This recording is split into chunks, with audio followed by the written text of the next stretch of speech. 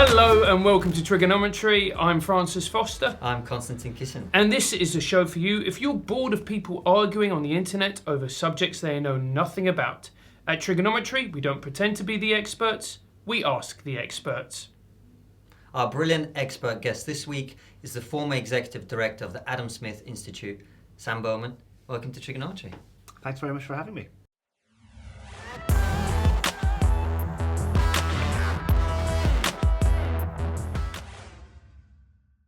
It's great to have you on, and thank you for coming in. Let's just get right into it. We always ask our guests, first of all, what's been your journey to the place that you're in now? How have you got to where you are? District line or no? I call myself a neoliberal. I spent a lot of my 20s, I guess, calling myself a libertarian. From the age of about 12, when I read on Liberty by John Stuart Mill, I kind of thought, yep, this is the one for me. I'm a liberal of some kind. Can I just interrupt you? At 12? I was interested in that kind of thing from quite a young age. Wow. And, okay. I probably didn't understand. I probably still don't understand it very well. But so for most of my kind of teenage years and 20s, I thought of myself as being a liberal or a libertarian. And so in the last few years, for various reasons, I started to kind of realize or identify, in my view, a sort of split going on in the libertarian world, and also kind of a parallel that kind of split within libertarianism, a distinct group of people who were quite libertarian in some areas, but much less so in other areas. Sam, maybe for those people who are not fully familiar with the whole thing, can you just lay out what is libertarianism? So libertarianism is, I guess, the idea that individual liberty trumps pretty much everything else. So it's much more important that the state does not interfere, and other people don't interfere with your right to do what you want with your life, to do what you want with your money, with your property, than all the other concerns that we have. So, for example, a libertarian and a socialist might disagree about property rights. Socialists might say it's reasonable for us to take money or property from rich people in order to give it to poor people, or in order to provide things like health services or education services to poor people. Libertarians, to varying degrees, would disagree. Some libertarians would just say, no, it's never acceptable to take property from one person to give it to another. Taxation is theft. Taxation is theft. Other libertarians would say, even though it might seem like a good idea, that will lead to bad outcomes, and then they'll get kind of you'll get a spectrum in between as well. Now, I kind of always, they're also very, very strong free speech people. They're people who think that you should be able to have sex with whoever you want as long as they consent as well, and they're adults. You should be able to put into your body whatever kind of drug you want. You should be able to more or less move around the planet wherever you want, provided there is somebody in another country willing to take you there, put you up in their house or something like that. And the kind of basic libertarian view is that kind of individual liberty it kind of trumps everything else. And where that differentiates from kind of conventional liberalism, which also agrees that individual liberty is important, liberals are a much, much broader set of people, and they tend to think that, many liberals tend to think that that kind of individual autonomy doesn't extend into your economic lives. Libertarians think that it very much does extend to your economic lives, and your economic liberty is just as important as any other kind of liberty that there is. So for a long time I saw myself as sort of working within that vein, and I have a lot of time for libertarians, even though I no longer consider myself to be one. I was as you said, I ran a think tank called the Adam Smith Institute, which for a long time was the only kind of self-identified libertarian think tank in the UK. But for me, libertarianism was always a big tent, but I think and I think it has really split in kind of not very nice ways into groups that I wouldn't really identify as being liberals. They might be libertarians in the sense that they use that word, but I don't consider themselves to be people who are that interested in individual liberty. And also, I think that, and I did become persuaded, that libertarianism was really not sufficient when it came to the kind of distribution of resources. My view, kind of in a sentence, is a neoliberal, which is what I consider myself to be now, somebody who thinks that markets are very good at creating wealth, but they're not very good at allocating wealth, and that markets really are very brutal. They're very amoral forces, and even though they're very efficient, people who haven't been born with great gifts, people who have been unlucky in their life, will often get a very, very bad kind of sort of slice of the pie, a very small slice of the pie at the end. So a libertarian would say that's meritocracy. They would say they'd say that's meritocracy, that's tolerable. They'd say as long as the market process has been fair, then the outcomes, okay, that's a shame, that's a pity that's happened, that there are poor people, basically. But the thing that I think sometimes with those types of libertarians, they go, well, that's fair, it's acceptable, and I'm always thinking, yeah, you're saying that because it's not you, mate. Yeah, right. That might be true. That might be true. I mean, that could be true. That could be said of almost any political position, right? That there will always be losers in any political arrangement, and arrangements that are brutal or arrangements that kind of don't do very much to help those losers. It's easy to just say, well, what if that was you? And that's there's a philosopher who I don't actually like that much. A lot of people who have similar beliefs to me do. A guy called John Rawls. And one device he uses, I'm not a huge fan of his, but one device he uses is called the veil of ignorance. So if we were thinking about what a good sort of arrangement for society would be, imagine you didn't know who you were in that society, and then only if you would accept a society where you didn't know where in that distribution you would be, would that be a just, or could that be a kind of a society that would be sort of morally acceptable? And I think that's a reasonable tool to use. Where I disagree with Rawls is that he thinks that implies a degree of equality. For me, equality is not really the end, the thing that we should be caring about. What we should care about is the well-being of people. I'd be much happier to live in an unequal but rich country. I'd rather live in somewhere like the UK, which is very unequal, than in a much poorer country that had a much more equal distribution of wealth. And that's where I think the kind of Rawlsian approach isn't always that useful. So what's your solution to this meritocracy is brutal problem? For me, the kind of neoliberal arrangement is very low regulation markets that are regulated really only in order to make them work better. So you might have regulations against cartels or in some cases monopolies, but you don't have regulations that are there to, for example, give workers a bigger share of the pie. But after you've generated the wealth, the point of that being to have as much wealth generation and to have as much kind of efficiency and innovation as possible. And then after you've had the market process through a reasonably simple tax system and a reasonably simple welfare system, you just tax the rich and you give it to the poor. And the arrangement being very, very free markets with simple redistribution of income from the rich to the poor. I mean, that in theory that's great, but we can see now the problems with trying to tax big corporations is that they find loopholes in loopholes and loopholes, and it's very, very difficult to tax them effectively, like we've seen with Amazon or with Starbucks. I mean, how would you ensure that works? Well, I wouldn't tax corporations at all. Corporations are not the way. Taxing corporations is a really bad way of taxing the rich because that money comes out of investment because it makes returns to investment lower, and it comes out of workers' wages. The evidence is reasonably strong about this. Where we should be taxing rich people isn't when they save or invest their money. Investment, I think, is really good, and we should be basically investment is you not using resources that you have a claim to so that other people can and use those resources in a more productive way. So we should want as much investment as possible. What we should be taxing is consumption. So it's when you draw down those investments and say, okay, I'm going to buy a boat, or I'm going to spend this money on a night out, or I'm going to just eat these resources by spending it on food. That's when that wealth is destroyed.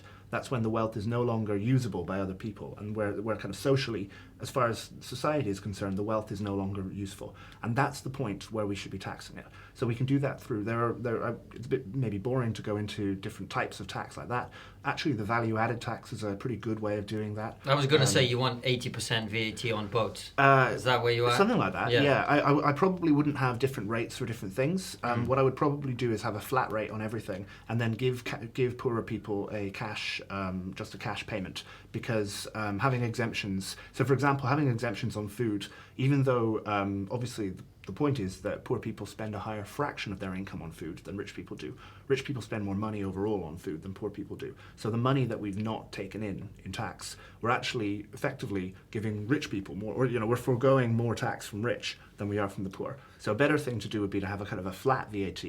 There are other things as well. There's something called a progressive consumption tax, but a tax on consumption and also a cash transfer to poorer people, or in fact to everybody. We could just give everybody a cash transfer. That's what I was going to go next, is the universal basic income. Yeah. What do you think about the idea of... I'd like a cash transfer. Yeah, I'm sure you would, mate. How much would you give? You're making it like Sam is going to be walking around just handing out the cash. Yeah. I'm a simple man. I deal in simple ideas. How much are you going to fucking give me? Well, I've tried to work this out for the UK, and I can't work it out because it depends on what you get rid of, right? So Right. you could have a I'm starting to dislike you now, mate. You promised me cash. You know what, Sam, I've never seen Francis so engaged with one of our guests before. So, for example, by getting rid of the exemptions on VAT in the UK, we'd raise about £60 billion extra a year. So you could, if you used all of that, that would be like an extra £1,000 per person a year. But that's just for the VAT exemptions. Now, if we said that the welfare system, so things like housing benefit, unemployment insurance, job seekers allowance, things like that, if we said that we wanted to replace those things with just a basic cash payment, then the money would be higher. But you have the problem. The problem is that poor people at the moment get housing benefit and get job seekers allowance, and rich people don't get that. If you have a basic income, then rich people do get some fraction of that. So if all you do is eliminate existing welfare payments to pay for a basic income, then you're effectively redistributing money that we're spending on the poor towards the rich. Right. And that's a very bad outcome. Yeah. That's not the kind of outcome that we want. Yes. So there are different ways of doing it. This is the reason that I'm kind of, even though I quite like the basic income idea in theory, I think that it's politically very difficult, because what it would require would be for headline tax rates to rise in order to kind of fund quite a high basic income. It would be like saying we're going to give you, let's say you earn £1 million a year, you work for Close. right.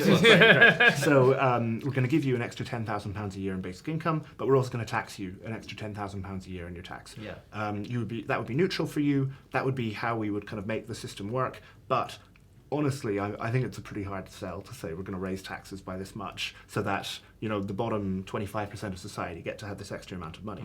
Another way of doing it is through something called a negative income tax, which is to just say, if you earn nothing, you'll get £10,000 a year or £15,000 a year, and then for every pound you earn after a certain point, we'll take away 50p. So you're always better off. It's kind of fixing the marginal tax rate, so you always have an incentive to earn more, but we're kind of slowly withdrawing the money as you do earn more. To me, I've become, I guess, less fixated on kind of grand schemes to change the welfare system, and more fixated on kind of principles to do with, it's better to, if you're a liberal at least, it's better to give people money than it is to give people services. It's like, which would you rather get? Money. A book voucher or money for Christmas? Yeah. If your grandmother or your aunt gives you a £20 Waterstones voucher, you're like, well, thanks very much. What the fuck can I do with that? I wanted the money, Amazon vouchers are the closest thing to money because you can spend them all. Amazon has everything. So they're a bit like money, and so they're a lot better than, a Body Shop £20, because I don't buy things from the Body Shop. They don't have anything I want.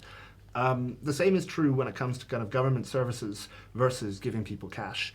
If you'd rather £100 worth of NHS vouchers or £100 worth of education vouchers to £100, you're an idiot. Because £100 can buy everything that £100 worth of NHS vouchers or £100 worth of education vouchers can get you, but it can also buy you a lot of other things. And we might talk about this a little bit later. I have become convinced that the core liberal belief, the thing that, whether you're a left-wing liberal or a right-wing liberal, the core, when it comes to markets, the core liberal belief is anti-paternalism. It's the idea that people in charge don't know better than individuals about what's best for those individuals, provided there isn't some sort of information that they're not aware of. And in that case, we should, if we do think that individuals are the best people to make the decisions for themselves with that money, we should be looking for a government that, as much as possible, and it's not always possible, police and courts and things like that, it's not always possible, but as much as possible gives people the cash, gives people the money according to what they need, but doesn't try and spend it for them. And that's having trust and faith in human beings, isn't it? That's where you lost me. I don't trust it. I don't have faith in anybody. Well, it's not actually a question of having trust and faith in human beings. It's which human beings do you have trust and faith in. I have no trust and faith in government human beings. I have a little bit more trust and faith that you have your own self-interests at heart. It's definitely. It's not a question of, you'll spend it in a way that's really good for everybody else. It's just, you aren't a better person to judge what you can spend that money on than you are. So it's purely that I think you have the knowledge and you have the kind of incentives to spend that money wisely better than other people do. So it's actually, I would say it's almost distrust of other people. It's kind of cynicism that makes me prefer a sort of let the individual decide approach to government spending. So I'm in favor of quite a high degree of government spending and government redistribution. I just don't want the government to actually be spending the money. I want government to take the money from the rich, give it to the poor in cash, and then let markets provide the services that they want with that. That actually makes a lot of sense to me. So we've got a kind of philosophical background to some of your views. Let's talk a little bit more specifics. I heard you talking about Jeremy Corbyn, and we're not huge fans of Jeremy Corbyn on the show. Don't let that prejudge your attitude. But you talked about him being a Marxist. And I don't know if you saw, there was a woman on the Good Morning show.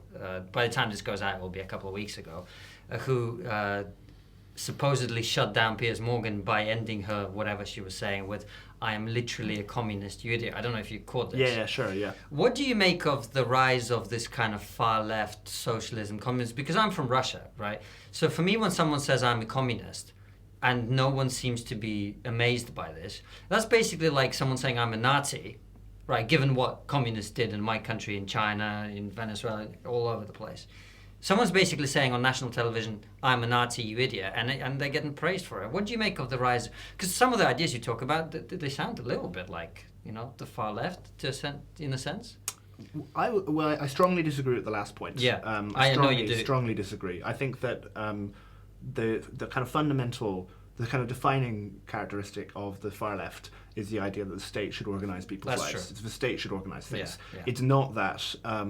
It's not that some redistribution is tolerable. Pretty much everybody, I mean, Milton Friedman and F.A. Hayek, who are kind of liberal heroes of mine, both believed in quite a high amount of government redistribution. So I don't agree with that. You're right. That was an unfair point. Apologise. I would like to officially apologise to Sam Bowman. For the other point, I think we're seeing this on both sides. I think the right is becoming much closer. The kind of mainstream right is flirting much more with the far right, and I think the mainstream left is flirting much more with the far left. When it comes to the left, you're right, there's a total double standard. I mean, communism, in my opinion, communism and Nazism are roughly as bad as each other. Communism killed more people. Nazism did its murder kind of on a per capita basis in a more sort of brutal way. And a more targeted way. And a more targeted way. More racist way. Yeah. But in terms of outcomes, I certainly would not want to live under either kind of regime. Both regimes are totalitarianism. That's the point. The obsession over kind of left and right when it comes to Nazism and communism misses. It's totalitarianism that's the problem, and you can give it whatever kind of flavor or whatever kind of banners you want. Ultimately, it's when the state controls people's lives to a total degree. That's when you get this sort of mass murder and evil and so on. Why is communism tolerated in the public sphere? Well, partly it's because elite culture is just, in my opinion, much more left-wing, just institutionally. I think I don't say that. I don't believe in. I don't really even know what cultural Marxism is. I don't believe in that. But I think it's obvious that most journalists are on the left. It's basically impossible to be so left-wing in kind of elite circles in academia and so on. That you're kind of considered to be untouchable, whereas it's very easy to be so right-wing that you're considered to be untouchable. There's basically no way you can say anything in terms of how left-wing it is, that isn't just sort of laughed off as like, wow, you're very optimistic, or you're utopian. Or if you're a communist, you're at worst you're a utopian. And that's not entirely true. There are people on the left who hate communism as much as they hate fascism and Nazism, but clearly, the fact that this is like a fun Twitter kind of trending moment that this woman said to Piers Morgan that she's a communist, that really, I think, says something quite bad. Partly it's because your average 18-year-old, because we have such a strong filter in society, a strong cultural filter against fascism and Nazism, and for obvious reasons, we fought a war that nearly destroyed civilization to destroy these people, and it's a very good thing that we did. We've built up sort of cultural antibodies. It's like a virus that as soon as it comes into the system, everything shuts down. We're going to destroy it. We're going to destroy this virus, and that's a very good thing. But we haven't developed those antibodies to communism for various reasons, because we were allied to the Soviets during the Second World War, because elites have been quite left-wing for a very long time, long since the kind of beginning of the 19th century at least, and so they have a sort of, well, I might not want to go as far as them, but I definitely sympathize with their aims and so on. And partly because fascism and Nazism just have much more evil kind of motivations. Communists can at least claim that, well, I don't mean for it to go into death camps and gulags. I mean for it to go really nicely. Whereas it's very hard to say you're a Nazi and kind of disavow yourself of the kind of basically evil intentions. But I think that because we have quite a lot of tolerance for, the 18-year-old communist or the kind of mid-20s sort of cool communist type person, because of that, we allow that kind of meme to grow much, much more. In my opinion, we shouldn't be saying, look, you're evil if you're a communist, but we should say you should be aware that the thing you're in favor of is as evil as the thing that these evil Nazis are in favor of. You don't mean for this to happen, but you should be aware that this is what happens. And I don't think we do that. There's very little in terms of history. I mean, history in the UK is very much focused on, when it does come to kind of the 20th century ideological struggles, it focuses on the kind of evils of Nazism and fascism, and doesn't really go that much into communism. Communism is almost sort of treated as aesthetically quite interesting. The British Library did, and it is quite aesthetically interesting. I understand all these things, and I don't think anybody's bad for this, but it's sort of treated as a curiosity and as a thing that occasionally went wrong, rather than something that, well, it is. I mean, it is. Rather than something that's kill me now. That's kind of inherently, at best, like giving a drunk child the keys to a car filled with people. That's the best possible way of describing communism. Like the most generous possible way is it's like you're doing something so stupid you might not realize what you're doing. But you're doing something so stupid that you are criminally negligent. But it would go viral on the internet. But it would, right, exactly. And look, Piers Morgan is an asshole. But either Piers Morgan actually is the asshole that he appears to be on screen, or he's such an asshole that he acts like an asshole that he appears to be on screen. I don't know which is worse. I suspect Piers Morgan being in on the joke is worse than Piers Morgan not being in on the joke. So yeah, it's fun watching somebody tell him he's an idiot on his show. That's great. But I think people are excessively generous, but for various reasons. So it's about education for it. It's more about challenging than education, I would say. I think it's important to just establish, in terms of their outcomes, communism and Nazism are roughly as bad as each other. That is a very, I don't want to get into which is worse. I don't think that's a useful. They're both exercise. very, very, very bad. They're both very, very bad. Nazis had better uniforms, though. Designed by Hugo Boss. Yes. But actually what's interesting is how much of Western kind of... I can't believe you're taking this seriously. Well, no, but think about how much of what we consider to be the aesthetics of evil, how much of that has come from Nazism. It's and a lot of there's a brilliant book called Hitler and the Power of Aesthetics, and it's about the self-conscious attempt by the kind of Nazi regime to sort of develop a sort of quasi-neo-Roman sort of aesthetic, and that's now what we kind of associate. So goes back. The reason I'm going with this is this goes back to the kind of cultural antibodies we've got. It's so deep into our consciousness that Nazism is evil, which it clearly is. That even the sort of the icons that are used in kind of Star Trek, or in kind of Star Wars. That is, in other respects, it's not that closely modelled on Adolf Hitler or anything, still uses the same kind of uniforms and so on. It's just so, it was that deeply ingrained into people's consciousness, which is interesting, and you can kind of understand. What I guess I'm trying to get across is I can see why we've come to this point. I have quite a lot of sympathy. The average 18-year-old communist, I think, is probably a bit silly. I don't think they're often not that stupid even. Whereas the average 18-year-old Nazi is either probably a combination of both, deeply stupid and probably deeply quite evil. So there's clearly a difference in terms of the intentions of people. But I think that rather than educating, or as well as educating, I would like to be challenging those people more, and I would like to just establish, you might not realize this, but everybody else does think you guys are just as bad as each other in terms of what you're actually promoting. One thing that blew my mind is when Castro died. And so I'm in the comedy industry, which is incredibly left-wing, and the amount of people who went on the internet mourning his death, well, I just found it unbelievable. And especially because my mother's from Venezuela. Castro did a speech in Venezuela in 2005, I think it was, where he talked about the evils of the internet and how he said all young people shouldn't go on the internet. And he got openly booed. Yeah, wow. And it's just the fact that people would go on the internet and use a tool that he himself prevented his own people from using to mourn his death. Yeah, that's astonishing. Yeah. But I mean, again, they would probably tell themselves, well, he was an idealist. You know, he wanted it to be this way, but it had to be this way. And as if that's an important distinction, you know. I really have very little time. I mean, so one of the reasons that I'm a neoliberal is that I think outcomes matter above all else. I don't care what your intentions are, pretty much in any situation. I don't care about your intentions, I care about the outcomes and what actually happened. And what does this actually look like in real life?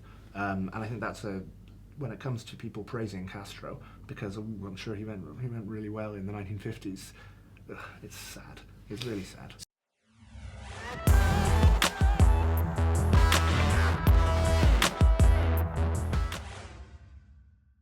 So coming back to my Jeremy Corbyn question, and I take back what I said about your ideas sounding left-wing. What I meant was, yes, I understand the difference between a planned economy and what you're talking about, which is a very loosely regulated economy. But the wealth redistribution is kind of part of that, right? Yeah. Do you think that the rise of someone like, well, rise is a relative term, but the emergence of Jeremy Corbyn as a viable leader of the Labour Party, the huge popularity Bernie Sanders gathered from young people in America during the last election, is that an indicator of the fact that wealth redistribution is an issue that's really, really key right now?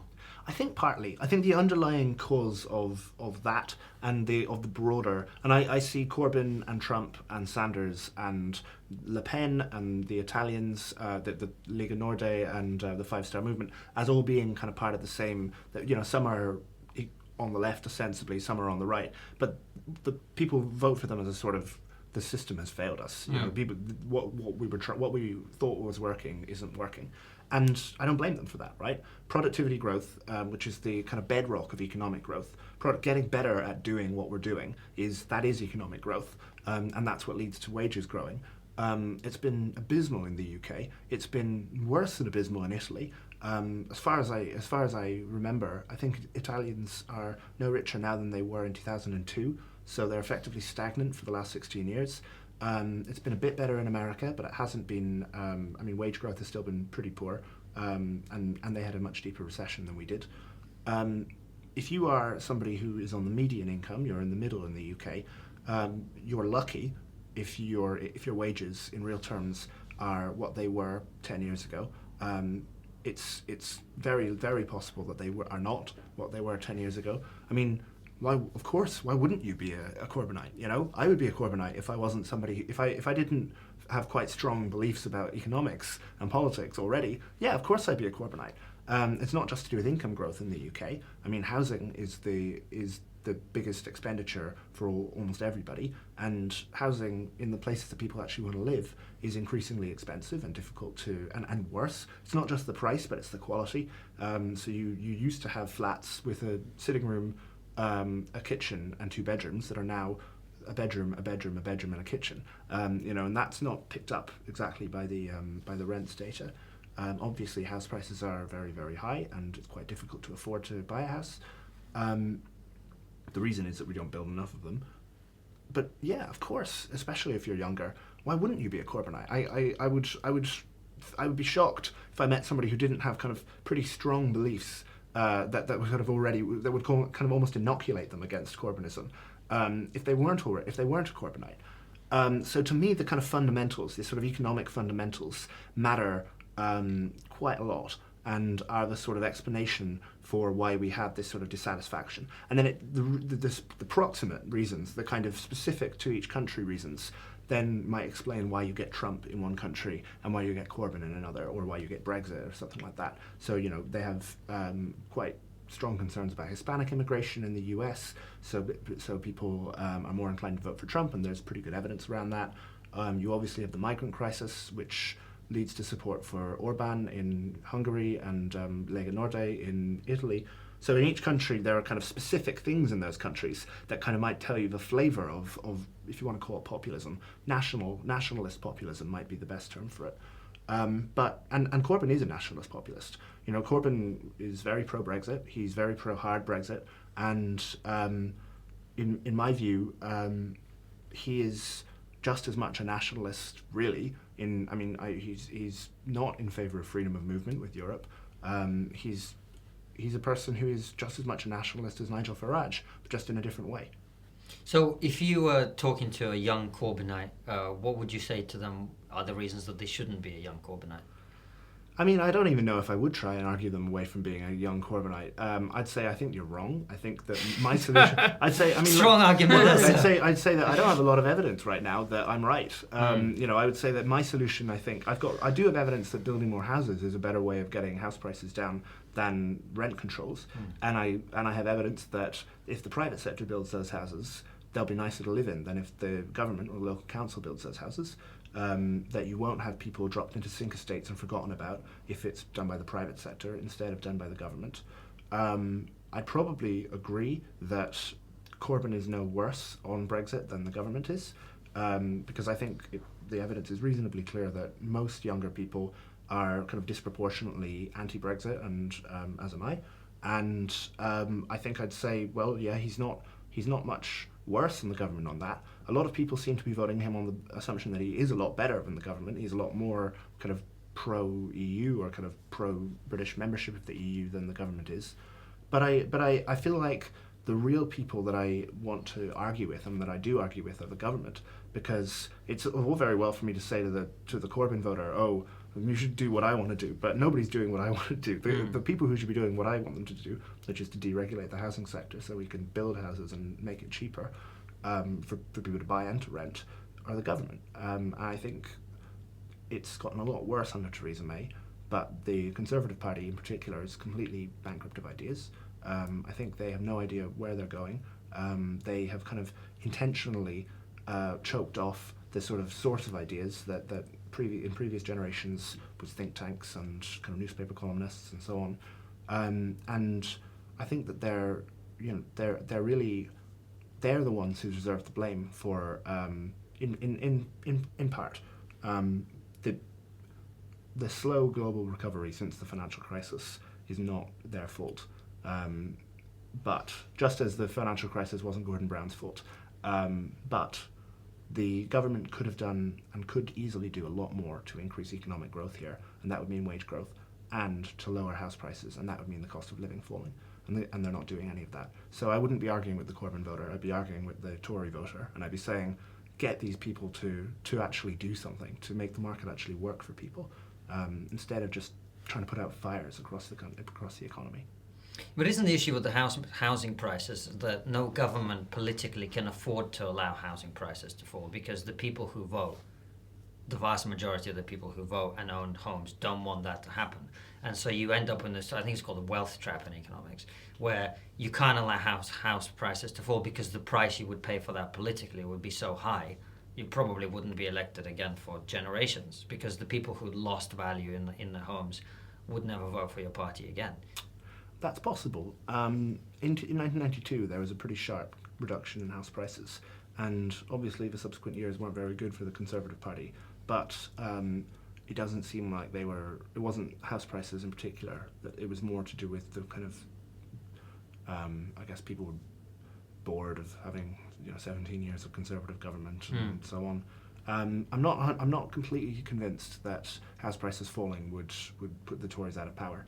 I do think that a kind of grand policy like abolishing the green belt would be pretty bad for the Tories. I think that we possibly overestimate in politics how much people vote out of self-interest and underestimate people's idea of what, and don't properly appreciate people's idea of what's kind of good for society. My view is the green belt. Yeah, some people are voting to protect the green belt to protect their own house price. I think a lot of people are protecting an idea of England and an idea of kind of green lungs for the cities that people can go to. And that's, on the one hand, that makes it more challenging as an economist to kind of design a system that might sort of satisfy them. But on the other hand, it means that if they could be convinced that we could have a greener system, for example, we could say new developments need to have more parks and gardens. Parks and gardens tend to be environmentally a lot better for the environment than the farmland that's on the green belt because they're biodiverse, and Greenland farm belt is usually a monoculture. There are things like that we could do. We could point out that people go to their garden and go to their local park much more often than go to the green belt. In fact, I think the statistics for London are that the average person visits the green belt for recreation less than once a year, which is pretty bad if the green belt is supposed to be there for recreation or for kind of amenity. And I think we can do marginal improvements. So we can make it easier to densify streets. We can allow streets by streets to have just votes. I live on a street in South London. There's no real reason that I shouldn't be able to, perhaps in association with some lucky property developer, set up a little vote for my street. Everybody is allowed to add one story to their building. And there you go. That's 50 extra flats, maybe 60 extra flats on that street. There's no reason that shouldn't be possible. All of the individual house owners, their benefit, they get to improve their property. And there you've sort of improved the connection between new house building and the existing homeowners benefiting. There are things that we can do to just allow more density in general without necessarily having a lot more towers, although I would like quite a lot more towers. But I think being fatalistic about it is the thing that we have to avoid, because really, if you don't build more houses out of fear of homeowners punishing you, you're gonna have non-homeowners punishing you. Somebody's gonna punish you, and at least by building more houses, you create more growth, you create more wealth. There's more stuff. People are better off. Generally, in politics, I think the best thing to do is to think one step ahead, not two or three, because the world is so complex that even if you just get that one step ahead right, you're pretty lucky. And do you think it's a problem, especially in London, where people buy flats not in order to live, not in order to stay, not even in order to have a holiday home or whatever it may be, it's simply as an investment? Or do you think that is a problem that's been over-exaggerated by the media? It's been massively exaggerated, especially foreign buyers. Foreign owners are more likely, I believe, to let the units be empty, which obviously if you're buying it to rent it out, that shifts the market somewhat towards rental. That isn't obviously a bad thing. Lots of people rent, and I have just this weekend I made a decision. I was considering buying a house, and I decided I'm going to rent for at least another year because it gives me flexibility and freedom. So renting isn't bad. Foreign ownership, just in general, of luxury flats in London is a very, very small fraction of the market in terms of actual units. It's quite a big fraction of the market in terms of the money because the flats are so expensive. But in terms of the actual number of units, it's a drop in the ocean. So I don't think it's that important. I think it's more. I think any issue like that. So we also have the problem of the possible problem of land banking, where developers have permission to build on a plot but don't build on it for 5 or 6 years. And there are actually rational reasons for that. It's because they need to be able to queue up for a given amount of kind of workforce and capital and so on. They need to have kind of an assurance that for the next 6 years they'll have plots they'll be able to build on. But it's also pretty annoying if you're a local council, you give permission to build on a piece of land and they don't go for that. You think, well, what's the point? Why are we bothering to go to this political effort? But all those things are kind of symptoms of a deeper problem. Housing shouldn't be an investment. The fundamental problem is that housing is an investment. It shouldn't be an investment any more than a plane ticket is an investment, or a car, a used Toyota is an investment. Those things are consumption goods. They're things that we pay for because we like using them. Housing should be the same. The only reason that housing is an investment good, the only reason that housing is more economically like a piece of fine art or a piece of gold, is because the supply is fixed, or the supply is nearly fixed, and that's because of the planning system. So the problems that exist, which I admit, in my opinion, the foreign owners' problem is a small part of the problem, but it's clearly any unit that's going vacant is sort of suboptimal, or is not what we want if there are people who don't have places to live. But the problem is that it's an investment good, and it shouldn't be an investment good. But the other problem there, Sam, is that housing is the only time in the normal person's life when they can borrow a huge amount of money to gamble with, right? Mm-hmm. You cannot borrow 200,000 or 300 or 500,000 pounds from a bank to invest in the stock market as an ordinary person. But housing is one area where you can do that because you've got the collateral of the house. And I think that's what's happened over the last 20 years is a lot of people have treated it as an investment, as you say, not because they have money sitting around to invest in it, but because they've been able to borrow money to do that. And the second homes issue, I think, is one of the reasons that also the government doesn't want to allow house prices to fall. Because if they were, a lot of these people would lose out. And again, as I say, politically, the price would be very I think that's right. difficult. I view that as two blades of a scissors. You kind of need both for the effect that we've seen to happen. It doesn't matter how much you can borrow to fund the price of a car, right? Borrowing, interest rates falling doesn't mean that car prices rise, even though people could in theory borrow more to get a bigger auto loan, because the supply of cars is pretty elastic. As demand increases, we just build more cars. So you can borrow 100,000, but you just end up with 5 Toyotas instead of one Toyota. And they all diminish in value over time. Yeah, exactly. Because they're not investment goods. Because we can just build more of them as we want to. They're consumption goods for the most part. Classic cars are different because they are actually fixed in supply. Yeah. But modern cars are what I'm talking about. Can I just say this episode has been sponsored by Toyota? Yeah, I know. It's the only car. Well, it hasn't. But if you'd like to sponsor us. We are corrupt. I will take any money or cash payment. Anyway, sorry, You're not Sam. You're not giving immigrants a good look here. A Russian and a Venezuelan offering to do anything for money. That's a good look. Although accurate. But it's two blades of a scissors. I think you're right though that there is what economists call a moral hazard. In the same way that when you bail out a bank, you encourage the bank to take more risks in the future, and when the bank thinks it'll be bailed out, you encourage them to take more risks. I think there might be an implicit moral hazard in the system where people, if you're looking at a mortgage, for one thing, this I'm sure isn't a system-wide problem, but it is very strange when you look at the cost of a mortgage that they only show you based on today's interest rates, when we know that interest rates are going to rise in the future. Now, I don't think the bank would lend that money out if they didn't think that they'd get that money back, but I do think it's possible that a lot of people are borrowing money without realizing that a much bigger fraction of their income is going to be taken up in interest payments in 5 years' time, once interest rates are probably up by, half a percentage point or 1 percentage point, I don't know. That to me seems like a huge nasty surprise that a lot of people are facing. But I think it's two blades of a scissors.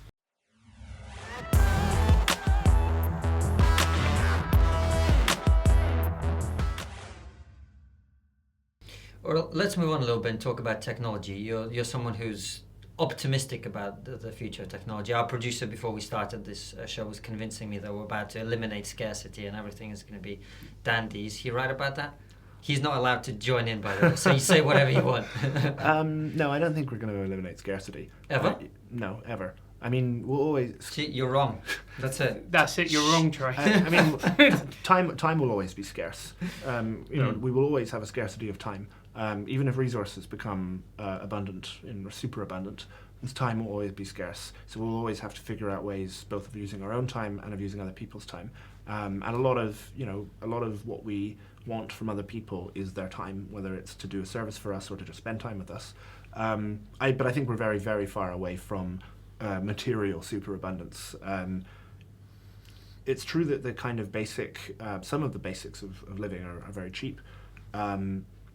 To me, technology is more likely to expand the frontier of what we can do than it is to kind of make it trivially easy until we have kind of extremely, extremely good AI that isn't so good that it has a desire to eliminate us for self-interested reasons. A purely rational desire to destroy all humanity. Yeah. Until we have that, I mean, then we get into other questions about kind of the dangers of AI and so on. But I think what's more likely is that technology will make kind of recreation much more enjoyable, and so I think that might be the thing that Keynes famously wrote an essay about 100 years ago called "The Economic Possibilities for Our Grandchildren," and he sort of famously predicted we'd be working 3 days a week, and so on. And his view was that what they had at the time in terms of resources, like what your kind of weekly income was, that was enough for anybody.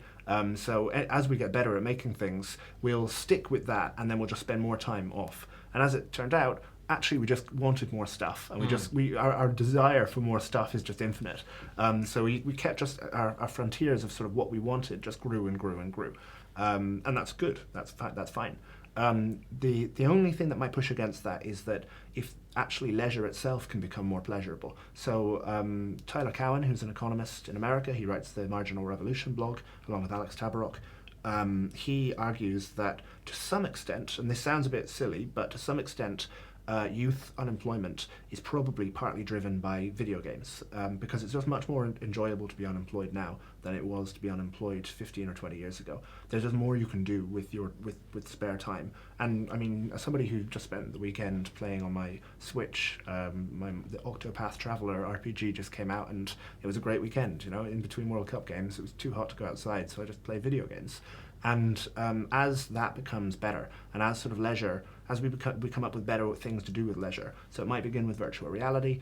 I think simulated reality, when you actually experience the thing in your head, is the real prize that we really should be looking for. But as things like that, probably better drugs come available. I think that this sounds like a great future. We're just all going to be high playing computer games. Sure, and I mean that's basically my university. But I mean that was fun. It was great. That was my university too, and I liked that. Yeah, I'd happily go back there now. Yeah. I'll be honest with you. So I mean, there are certain dimensions to do with, in terms of kind of making the world better. I think it'll be a lot easier to feed people. I think it'll be a lot easier to prevent people from dying of disease, and that's obvious. But I think the really interesting dimension will be as leisure time gets better and better. It's inconceivable to me that the kind of advances we're making in biochemistry and in genetics, that we will not figure out how to, for example, give a kind of time-limited experience that's similar to taking ecstasy or cocaine in a very safe way. I just think it's inconceivable. I like you. The best argument against what I'm saying is how bad artificial sweeteners still are. It's been legal to research artificial sweeteners for forever, and they still suck. They're still unbelievably bad compared to sugar, but they operate in slightly different ways. And I think that as we move towards drug legalization, and I think we are, and I think we will legalize most, if not all, drugs quite soon. Really? Within my lifetime is what I mean by quite soon. Within your lifetime, okay. Yeah, I think cannabis will be legalized here within 5 years. Within 5 years? Yeah. So in 2018, we'll have you back on in 223. 223. And if we can't have a joint on set... Yeah. And actually we can't, because we're smoking indoors. That's no longer allowed. Oh yeah, that's very bad. Yeah, that's very bad. As long, you'll have to smoke it in special government approved areas.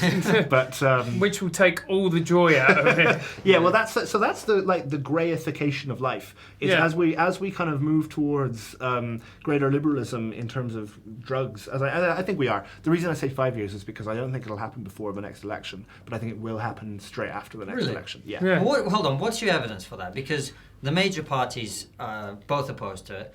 The last time this issue came up in a massive way, I think it was about 2010, the guy who we were trying to get him on the show, and hopefully we will, David Nutt, Professor David Nutt, he got basically, he got asked to be fired, he got asked to leave, right? Mm-hmm. For saying that marijuana is not as bad as alcohol, I think. Yeah, and he completely correctly compared the dangers, the deaths from ecstasy to the deaths from horse riding. Yeah. And for making a correct, completely clear, anybody can check the data comparison, he was fired. Yeah. Right, so that's my point. Astonishing.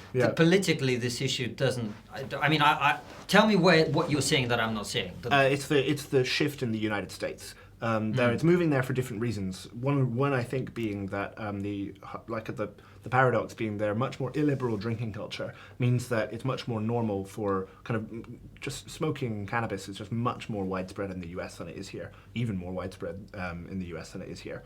That has now led to it being legalized on the entire West Coast now.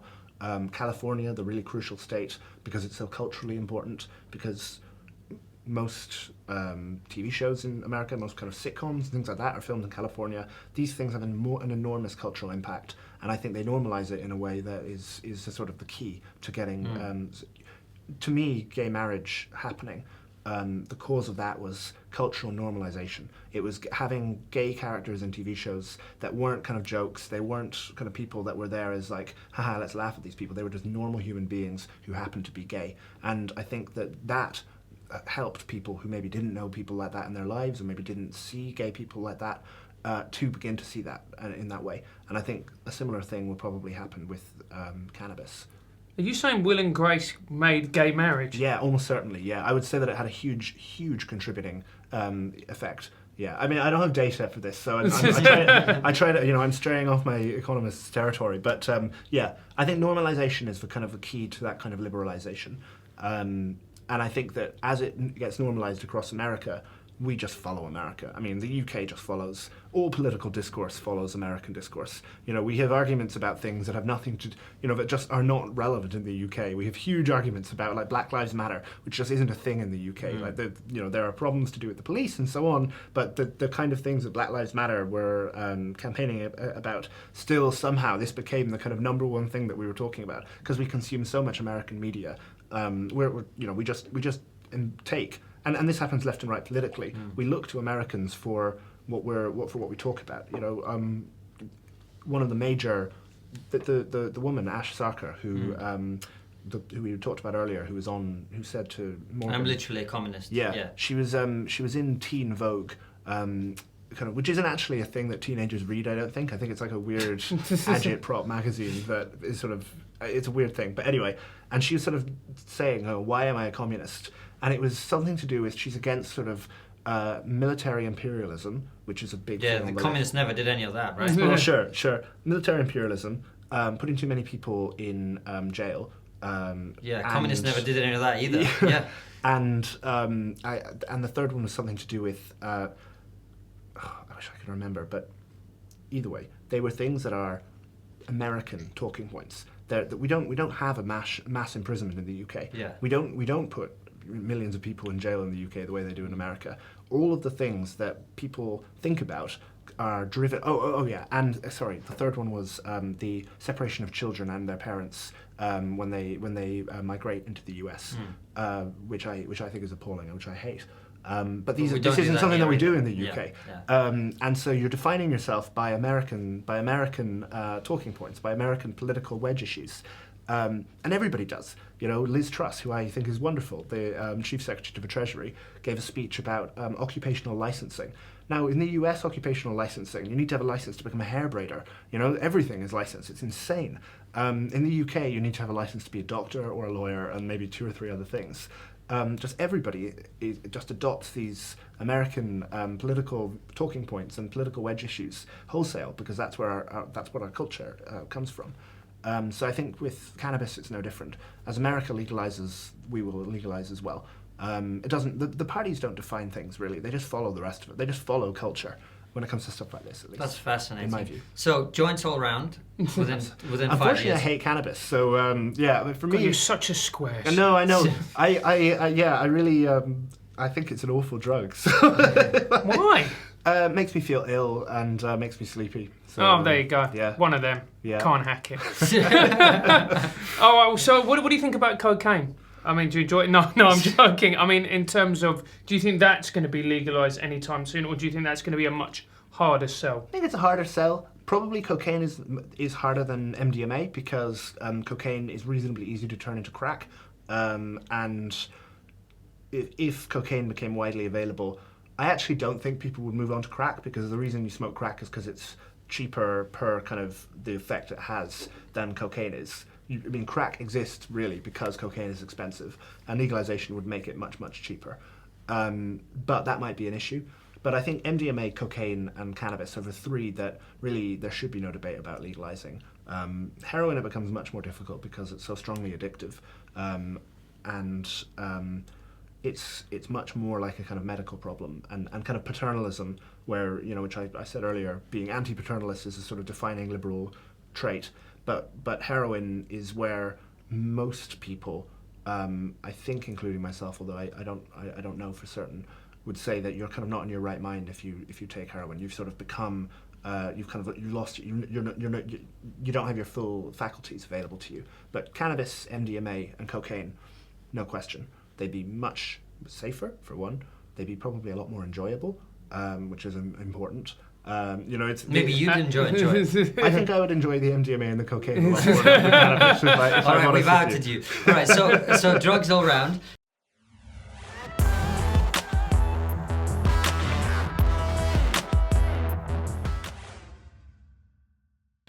So what's the future according to Sir Bowman? Where are we going to be 5-10 years from now? What are we not seeing that's coming towards us?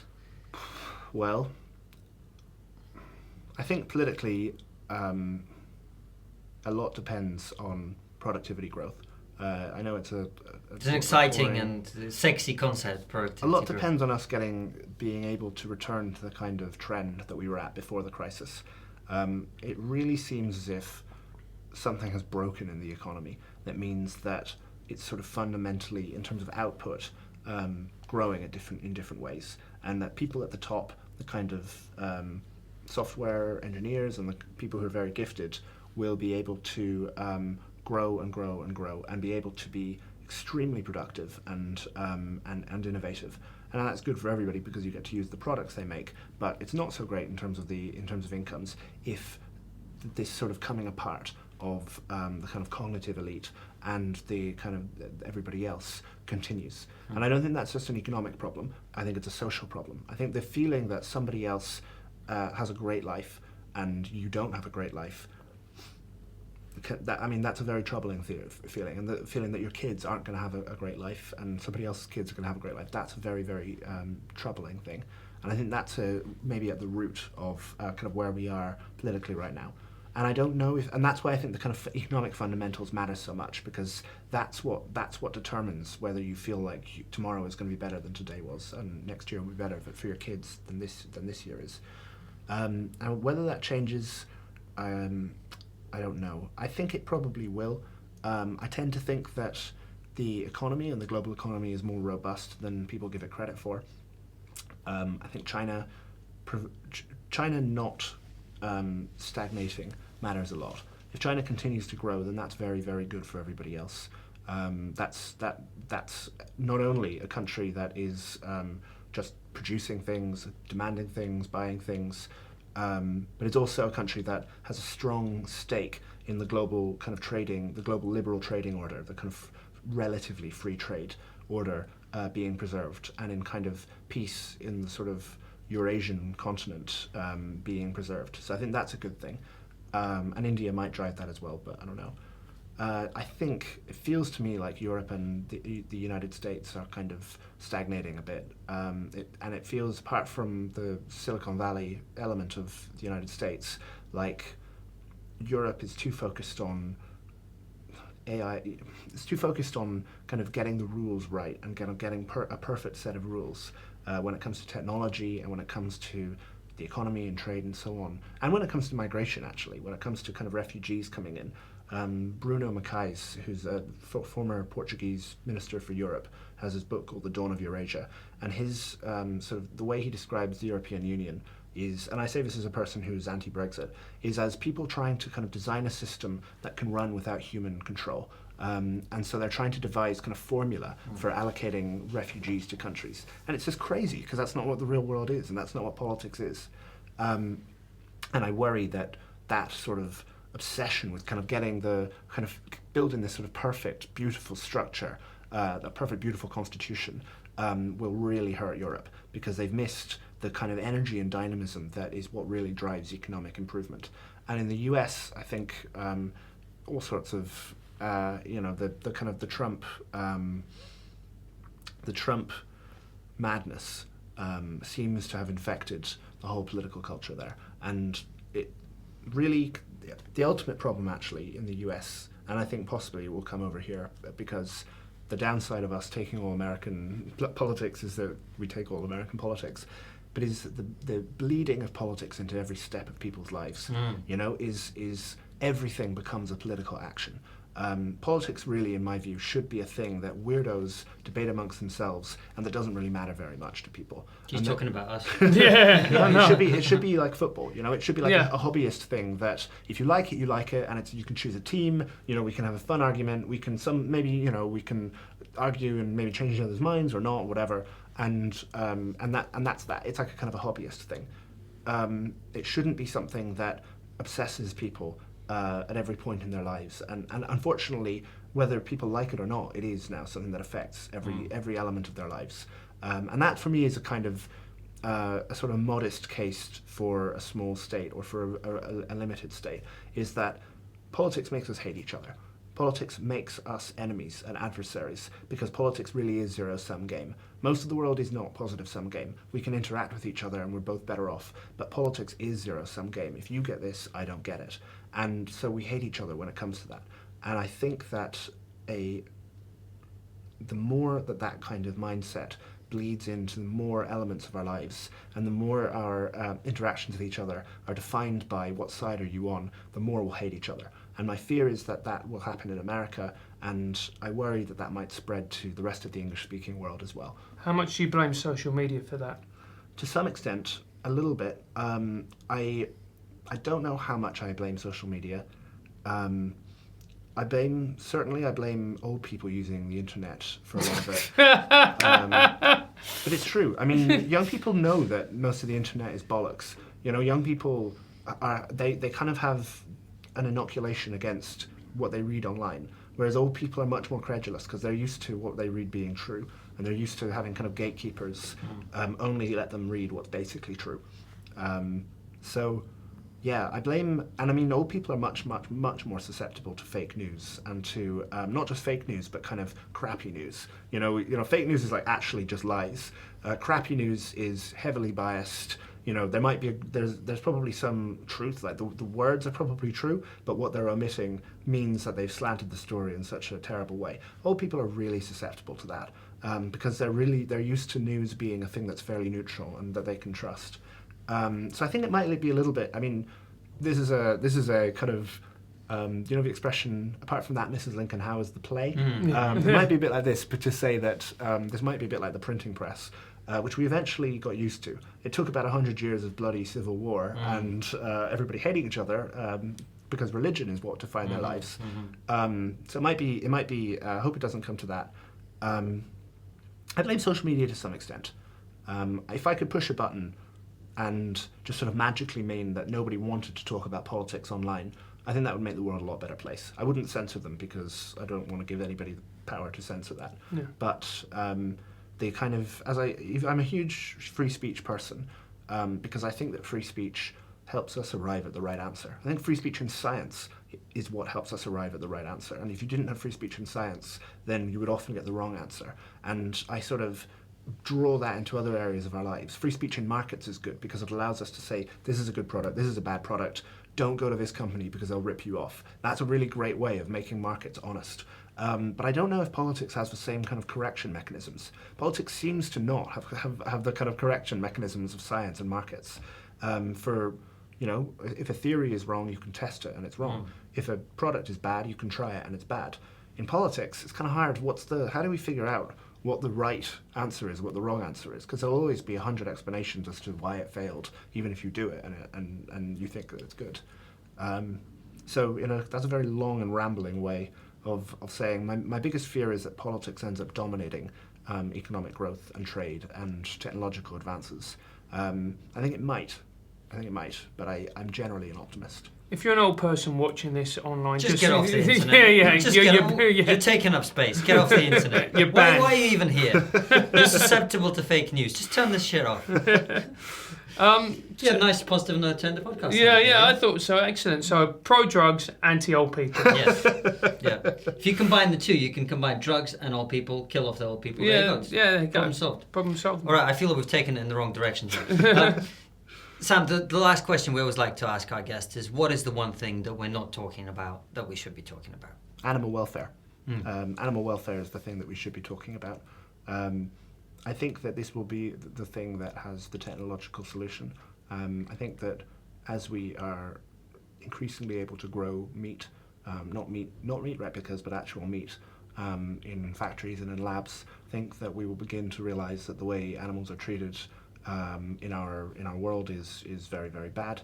And I suspect it's the thing that our children will look to us and say, why on earth, why the hell were you treating animals that way? Wow. There we go. Are you a vegan? No. I'm a hypocrite. Because meat tastes good. Yeah. I do eat humanely reared meat. My view is that it's better to have lived a life that's good and then to be killed than to have never lived at all. I would much rather, if my own life, if you said to me, you can either never be born or you'll live your life and then at the age of 40, somebody's going to kill you and eat you, I would definitely take the second one. And I think that most animals would probably make that choice too if they could. So I think that veganism isn't actually demanded, but eating humanely treated animals is. Can you write that down for me so I can regurgitate it the next time someone lectures me about it? You had Diana Fleischman on a few years ago, and I have this debate with her occasionally. She completely thinks I'm wrong, and she's a lot smarter than me. So. All right, well now we've had you on as well. Thank you so much for coming on. Thank you. You're on Twitter at? S8MB, the number 8, like Sam B, but with the number 8 for an A. Perfect. We'll put that at the bottom of the video. Yeah. And is there anything else that you would like to promote? Nope. Anything in particular? You're not writing a book yet? No, I don't have the attention span to write a book. Well, when you do, which I suspect you probably will at some point, let us know. Thanks very much. We'd love it's to been chat to you again. really enjoyable coming here. Yeah, really nice conversation, I thought. Yeah. Great stuff, thank you. Thank you. I'm at Konstantin Kissen. You can follow me on Twitter as well. I'm at Failing Human. And if you've enjoyed the podcast, please give us a rating on iTunes. 5 stars, thank you. Comment, thank you. Tell a friend. You can also go on YouTube, give us a follow, sub us in, and there was something to do with a bell. What's the bell? There's a bell next to the subscribe button. If you click that, you will actually get notifications when we put a video out. There you go. Francis is an old person. He's not familiar with technology. I know, I love fake news. All right, thank you very much, and we'll see you next week.